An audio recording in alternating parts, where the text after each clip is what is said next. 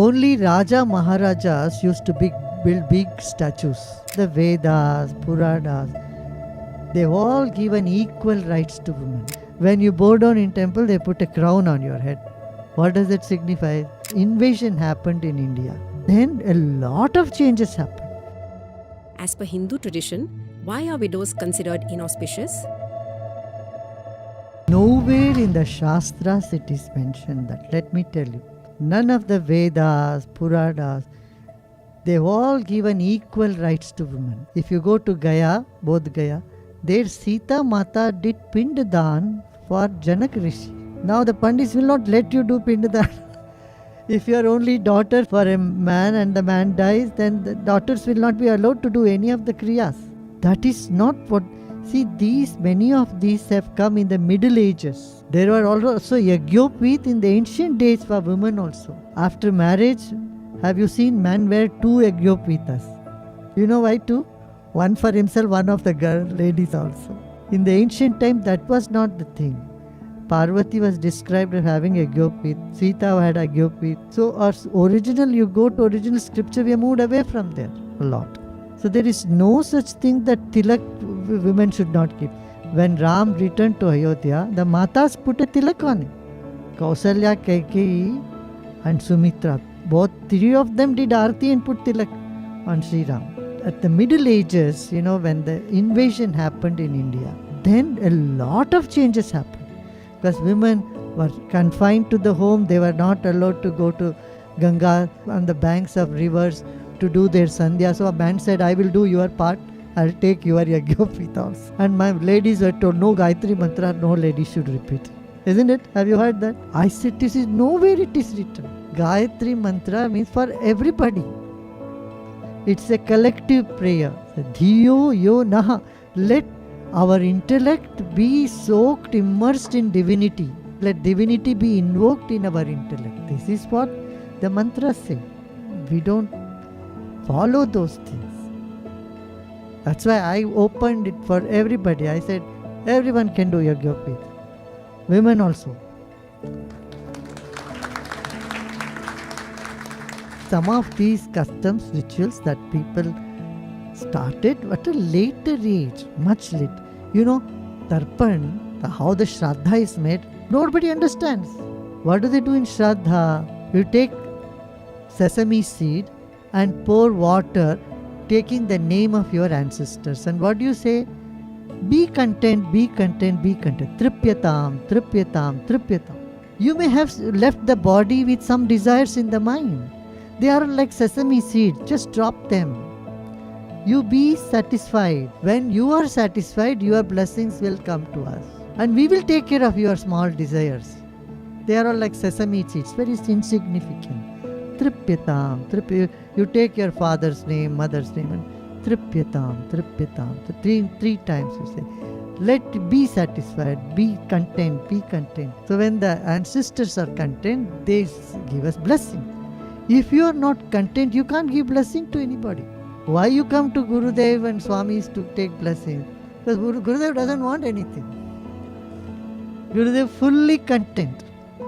When you are fully content, then you have ability to bless others. Bring contentment to others. That is why at home, whenever there is a wedding, you go to the eldest person in the house. Why did kings build big statues and temples?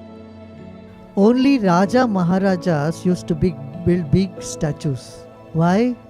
When you stand in front of a big statue, you appear very small. So the ego, to bring the ego down with big statue, then you feel you are small. But all the enlightened people, Rishis, Munis, they've already made small. All the 12 Jyotirlingas are very small. Even in Shaivagama it is said, the statue should not be more higher than our eye level. You stand and the statue should be on your eye level. Because otherwise you have to see like this. Now you should see like that. Except 1 or 2 places, all the other murtis are small. You see, Guruvayurappan small. Only Tirupati big. That's built by king only. Tirupati, Anantapadmanabha Kshetram, Thiruvananthapuram, Srirangam and Brihadishwara temple, one big lingam. These are the 4-5 temples where the big murtis are there. Otherwise, it's all small murtis. And what is the philosophy behind the murti itself? You put all the decoration there. Where your mind goes, see, you go for window shopping, right? What do you do in window shopping? Oh, see jewelries and all the saris. You see it and come back home. So like that, your mind is attracted toward jewelry, clothing, flowers, fragrance. So to arrest all your senses, they put it all on the statue. Now when it is on the statue, you see the diamond and the emerald and all that. You can't possess them. So you have reverence for it. And then what you do? You stand in front of the deity. What do you do? Close your eyes. What does that indicate? God is inside. Means that one who is within you. So this is an arrangement to go inward. So when your all senses are arrested in one place, then what you do? You close your eyes and you take the name, mantra. So they said, what is sacred? More important murti, saligram. Saligram has no face. Just if there is no saligram, murti has no value. So under every murti there is a yantra and saligram. From the murti or the figure, what is important? Saligram. What is more than saligram is what? Mantra. And mantra in the mind. And this whole technique it was there. How to go inward. Now we forgot all that. We got caught up in so much outside ritual. We make such huge noise, and then we say stories which doesn't make any sense to youngsters. I tell you one small example. Near Chennai, if you go from Chennai to Pondicherry, there is a temple. On the way, the story is Vishnu Bhagwan is there, and Vishnu Bhagwan, there was one rishi called Kalanemi. He had 365 daughters, large number of daughters. So his name is Kalanemi. And Lord Vishnu came and he blessed him and he said, I will marry all your daughters. So he married all the daughters, 365 daughters. And so in this place, Lord Vishnu married 365 daughters. And the name of the rishi was Kalanemi. This is a symbolic, deep knowledge. A rishi, his name is who is aligned to time. Kalanemi is what? One who is aligned to time. And how many days are there? 365 days. And 365 days of his life, Lord Vishnu only occupied. Lord occupied in all the 365 days. This is the secret of it. He took away all the 365 days to him. That means he lifted him beyond time. This I understood. But when the priest says this story, people get so put off. They don't understand why it is so. We don't understand these things properly. The ritual. When you bow down in temple, they put a crown on your head. What does it signify? When surrender is not when you are defeated. Usually you say, oh, I surrender to God, means I am defeated. I am failure. Here, no. You surrender, you get a crown, you become the king. When you surrender to God, you are the Lord. That means you are one with the Lord. And that is the idea of these rituals. But neither the person who doing the ritual understand, nor the people who follow it understand. And you go Arti. Arti, what is the significance of Arti? You say, our life is like a lamp, like a jyoti. Let this go around you, my Lord. Let my life not move away from you. Arati means extreme pleasure. Rati means what? Pleasure. Arati means full pleasure, full joy, full happiness.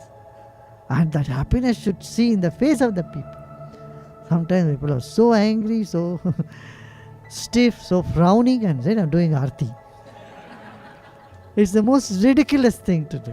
Arti means I'm extreme, ecstatic. Arati. Full pleasure. So you do the Arati. That means what? And 5 or 7, what is that? All my 5 senses or all my life, let me just move around you. And that is the prayer. And Tirtha, you say, Tirtha means water is synonymous to love. There is only one word in Sanskrit, apa. Apa means water. Apa also means love. When we take the tirtha, that means I feel one with everybody. That is tirtha. Prasada means prasadastu prasannata. You take little prasada means, oh, I'm happy, content, no worries. And there is a tradition in temple, when you go to temple, you should sit for a minute and then come out. You cannot go without sitting. You cannot run to the temple and come back running. Sitting means what people used to sit and meditate. We act as though we are sitting and you touch it and then run.